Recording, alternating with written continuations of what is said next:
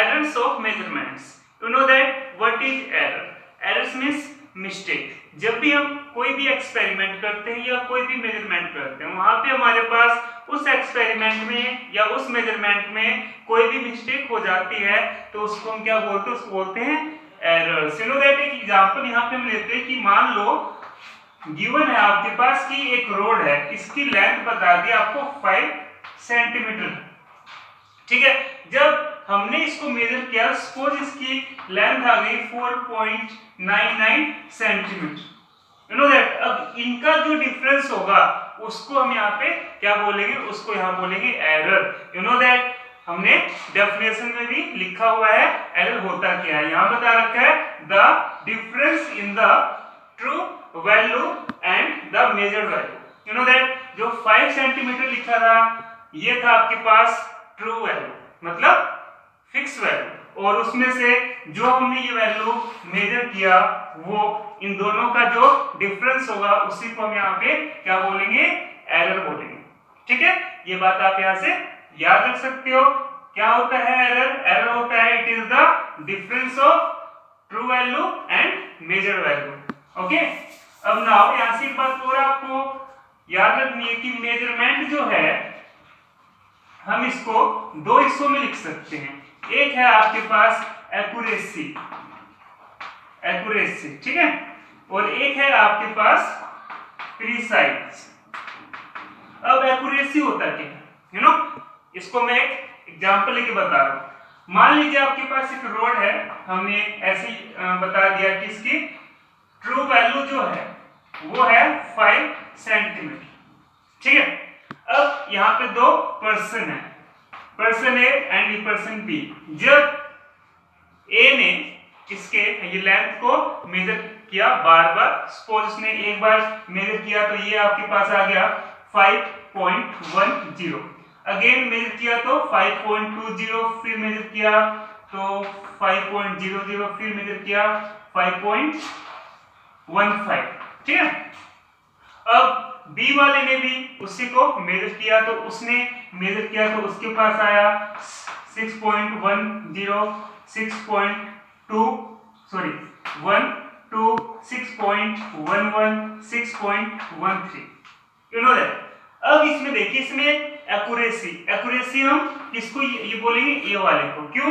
Because हमारे पास जो true value थी वो थी 5 सेंटीमीटर, और ये जो ये वैल्यू इसकी आई हुई है वो इसके नियर अबाउट है.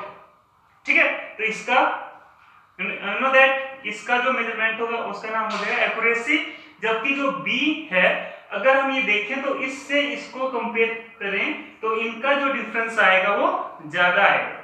ठीक है, इसके कंपैरिजन में, तो इसका नाम यहाँ पे क्या हो जाएगा? Precise.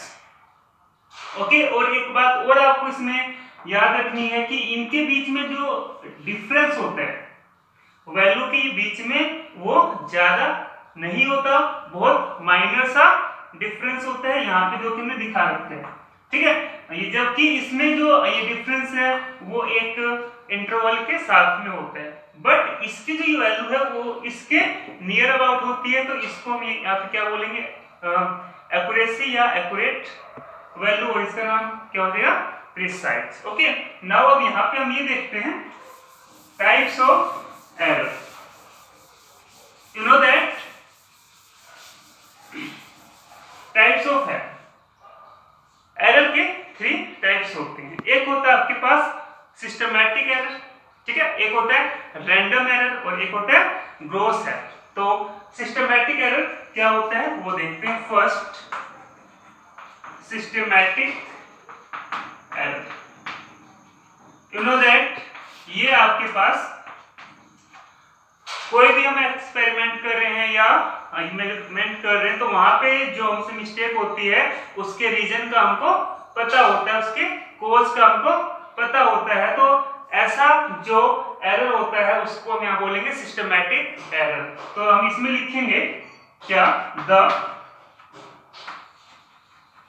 Causes of systematic error are no.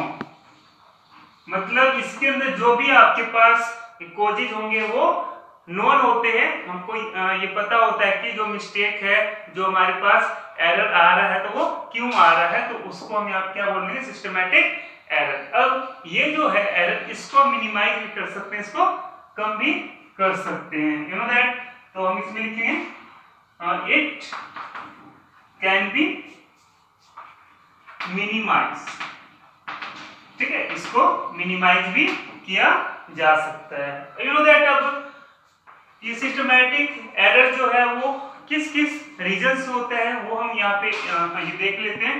First है, अब इसमें देखिए कि जो आपके पास सिस्टमैटिक एरर है, यू नो दैट, उसके क्या क्या रीजंस है, मतलब किस प्रकार से सिस्टमैटिक एरर होता है। तो इसमें हमने फर्स्ट बता रखा बाय इंस्ट्रूमेंटल एरर, मतलब जो भी हमारे पास इंस्ट्रूमेंट होते हैं जिससे हम एक्सपेरिमेंट करते हैं या मेजरमेंट करते हैं, तो उस इंस्ट्रूमेंट में कोई भी अगर ये प्रॉब्लम्स है तो उससे यू नो दैट हमारी एक्यूरेट वैल्यू नहीं आ पाएगी, तो यू नो दैट उसका नाम हो जाएगा इंस्ट्रूमेंटल एरर। उसके बाद पर्सनल एरर, इसका मतलब है कि जो ऑब्जर्वर है, मतलब जो एक्सपेरिमेंट को ये कर रहा है, अगर उसने थोड़ा उसको ध्यान से नहीं किया, या जो ऑब्जर्वर है उसको जो भी एक्सपेरिमेंट ये कर रहा है उसका एक्सपीरियंस नहीं है कि एक्सपेरिमेंट को किस प्रकार से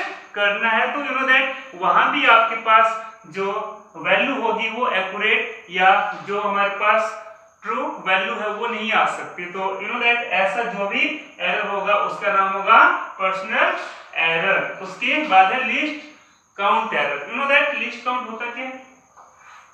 लिस्ट काउंट होता है कि आपके पास कोई भी इंस्ट्रूमेंट होता है तो उसकी जो मिनिमम वैल्यू होती है उस इंस्ट्रूमेंट की, उसको बोलते हैं list count, you know that. तो अगर हमारे पास यू नो दैट कोई भी इंस्ट्रूमेंट है उसका लिस्ट काउंट अगर हम अच्छे से नोट नहीं कर रहे तो उसमें भी हमारे पास जो रीडिंग आएगी वो एक्यूरेट या ट्रू नहीं आ सकती, तो यू नो दैट वहां भी सिंपल सी बात है क्या आएगा, एरर आएगा। तो उसको हम यहाँ बोलते हैं लिस्ट काउंट एरर। हमने ये जो भी यहाँ पे दिखा रखे हैं वो सिस्टमैटिक एरर्स में आते हैं। उसके बाद है D external causes error. You know that जो एक्सटर्नल रीजंस होते हैं, जैसे कि अगर सपोज हम कोई भी एक एक्सपेरिमेंट कर रहे हैं तो वहां पे जो ये टेम्परेचर है वो सपोज इंक्रीज या डिक्रीज हो गया, या जो भी एक्सटर्नल रीजंस है उससे हमारा एक्सपेरिमेंट की जो वैल्यू है वो अच्छे से नहीं आ पा रही, तो यू नो दैट ऐसा जो भी एरर होगा उसका नाम होगा एक्सटर्नल कोजेज एरर। चाहे वो ये टेम्परेचर से हो, चाहे वो प्रेशर से हो, या ये कोई भी अदर रीजन हो, यू नो दैट उसका नाम हो जाए एक्सटर्नल कोजेज एरर। ठीक है, तो ये होता है हमारे पास सिस्टमैटिक एरर। इसके बाद आता है सेकंड नंबर पे रैंडम एरर।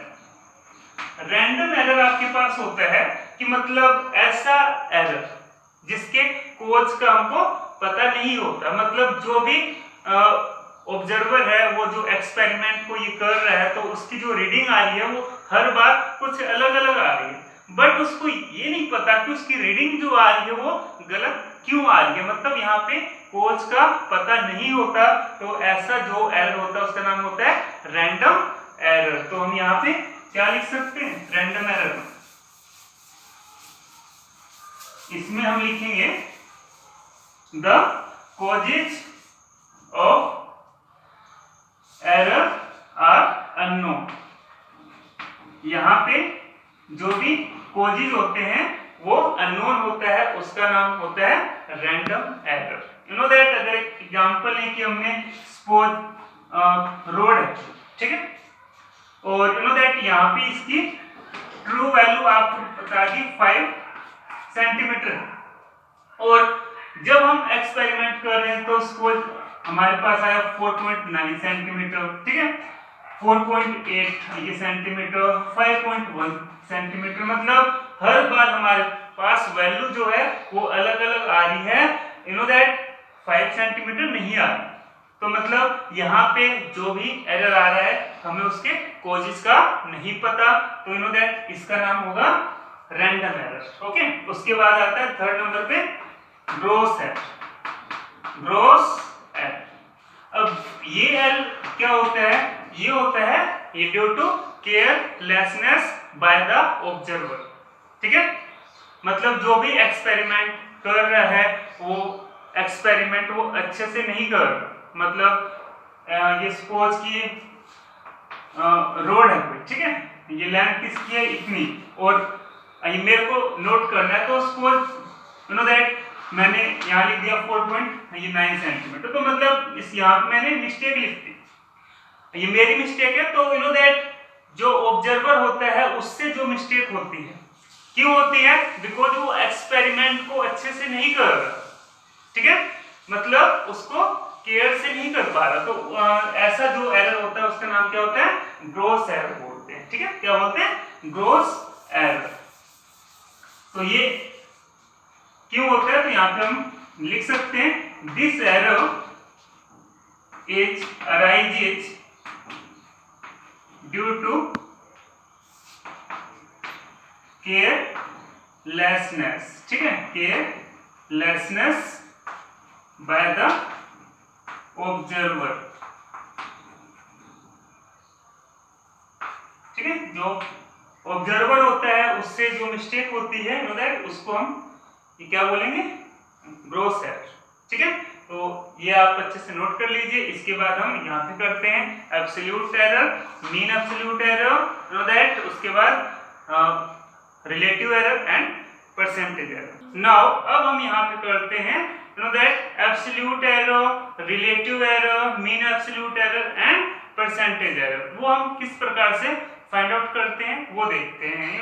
हमने सपोज कोई भी एक्सपेरिमेंट किया और उस एक्सपेरिमेंट में हमारे पास गिवन जो ये वैल्यू है या जो हमने मेजर किया वो हमारे पास ये वैल्यू आ गई 5.1 centimetre, 5.2 centimetre, 5.0 centimetre, 5.3 centimetre and 5.4 centimetre.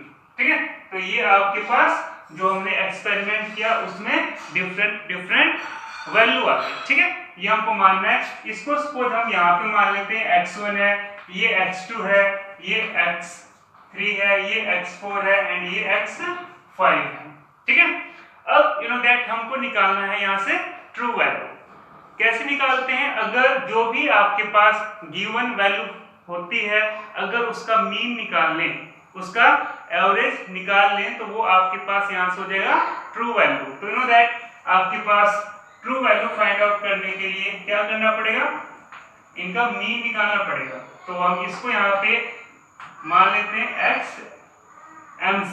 ठीक है, xm का यहाँ पे ये मतलब होगा ट्रू वैल्यू। ठीक है, it is equal to x1 plus x2 up to x5। जितने भी आपके पास नंबर है वो हम ऊपर लिख देंगे, डिवाइड बाय क्या आ जाएगा? 5। तो आपके पास अगर हम यहाँ से इसको सोल्व करें तो xm मतलब ट्रू वैल्यू कितनी आ जाएगी आपके पास?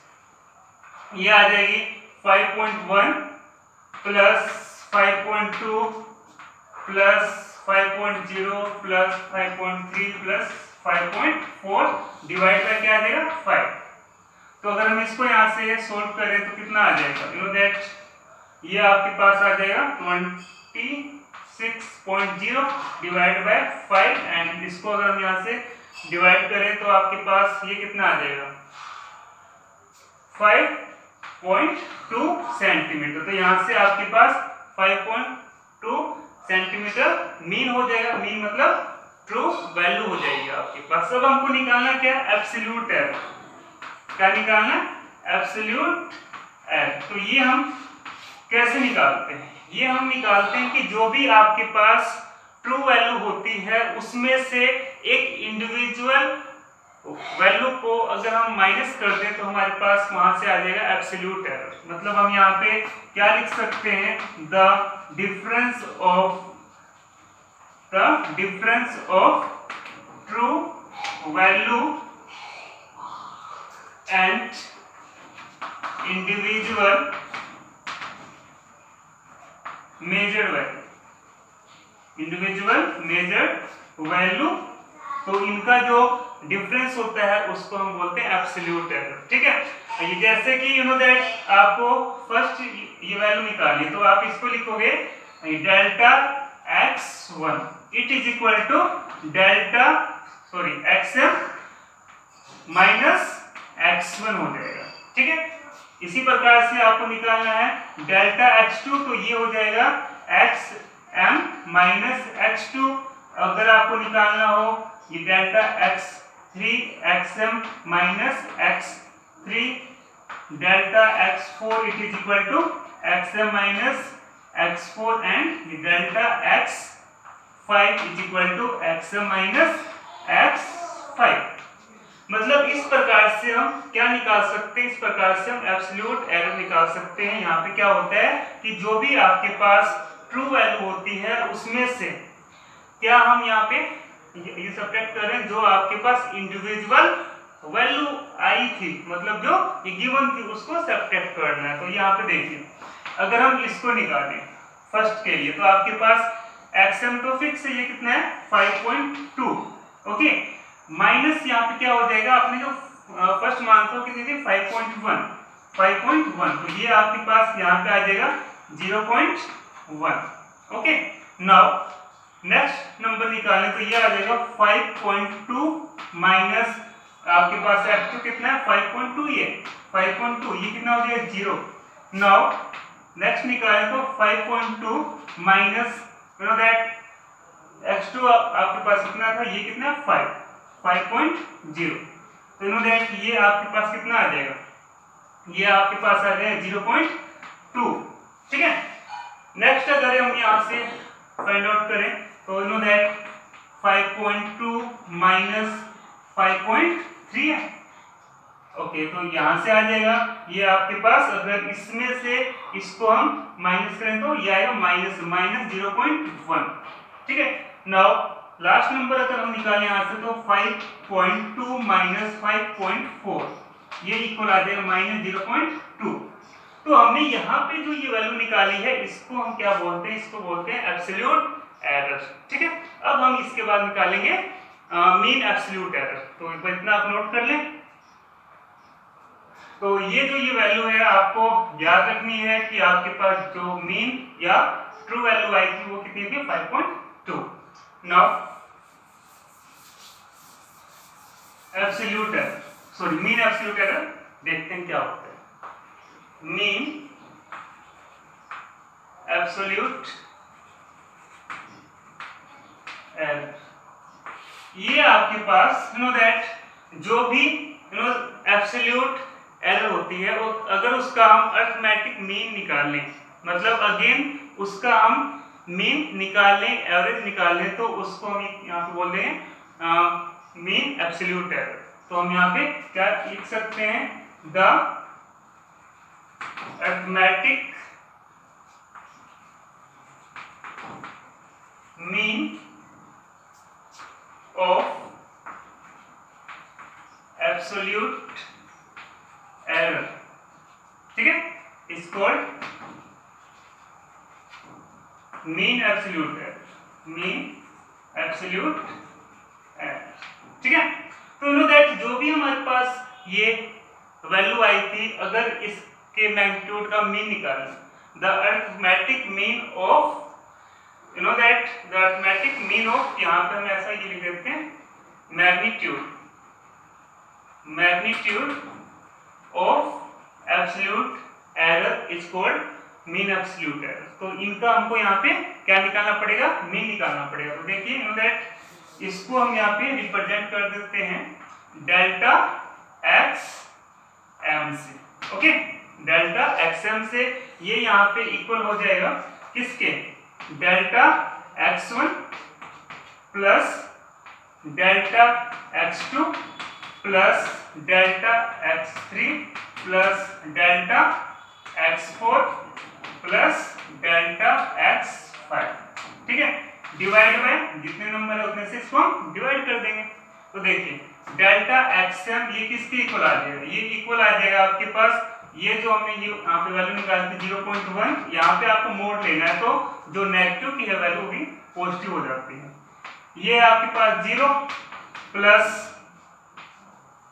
ये कितनी है 0.2 प्लस माइनस 0.1, तो यहाँ पे जो ये माइनस की है अगर हम इसका मोड ले तो ये भी क्या हो जाएगी प्लस की, और ये लास्ट है माइनस 0.2 और इसका मोड डिवाइड बाय क्या आ जाएगा 5।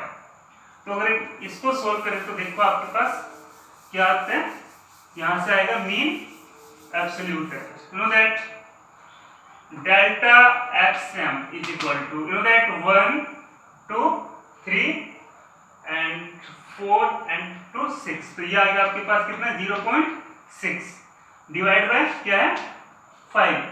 यही है ना, मैंने बताया था कि जो यहाँ पे नेगेटिव होगा उसको भी हम पॉजिटिव मान लेते हैं बिकॉज उसका मोड लिया जाता है। तो अगर हम इसको यहाँ से सोल्व करें तो कितना आ जाएगा, ये आ जाएगा आपके पास 0.12 सेंटीमीटर, तो ये यहाँ से हो जाएगा मीन एब्सोल्यूट एरर।